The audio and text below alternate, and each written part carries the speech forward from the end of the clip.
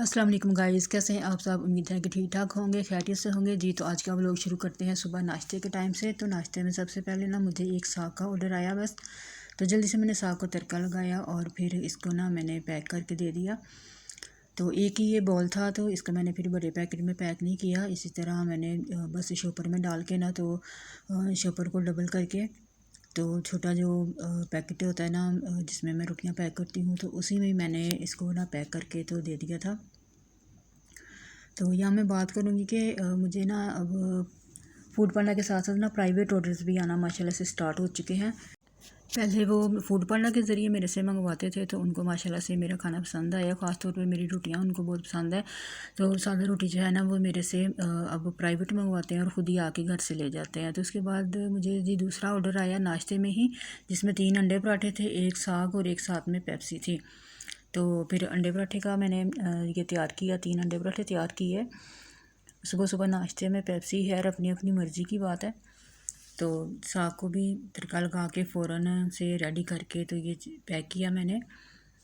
Private order का आपको फ़ायदा जो है वो ज़्यादा हो जाता है, क्योंकि फूड पांडा वाले जो अपना कमीशन लेते हैं ना बीच में, फिर अगर आपको प्राइवेट ऑर्डर्स आना शुरू हो जाएँ तो उसमें फिर आपको बचत जो है ना वो ज़्यादा हो जाती है।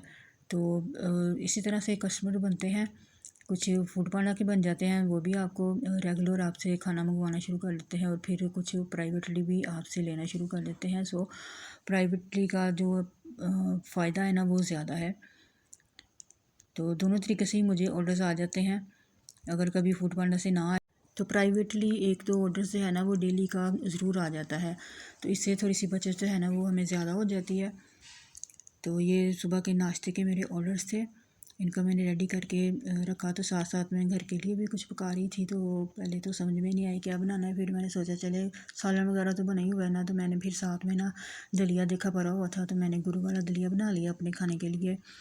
हफ्ते 10 दिन के बाद ना दलिया जो है ये ज़रूर खाना चाहिए, सेहत के लिए ना बहुत ही मुफीद होता है।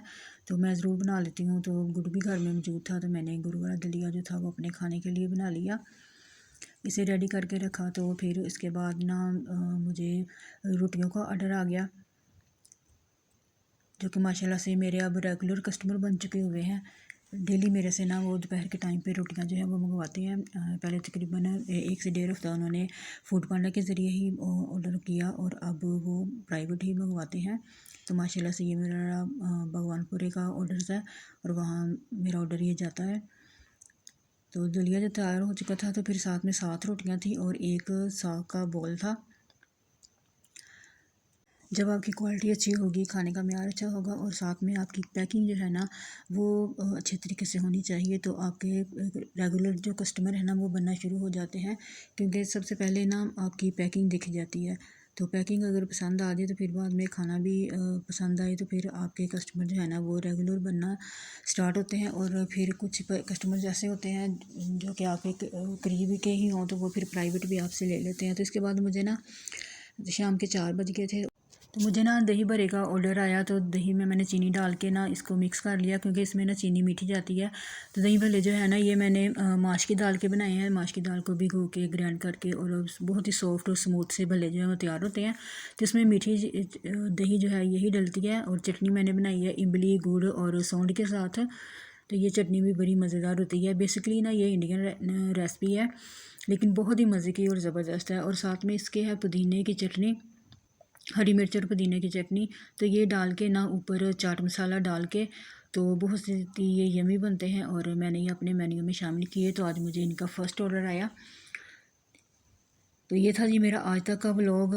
तो आई होप कि आपको पसंद आया होगा।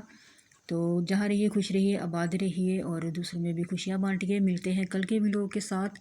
अल्लाह हाफिज़।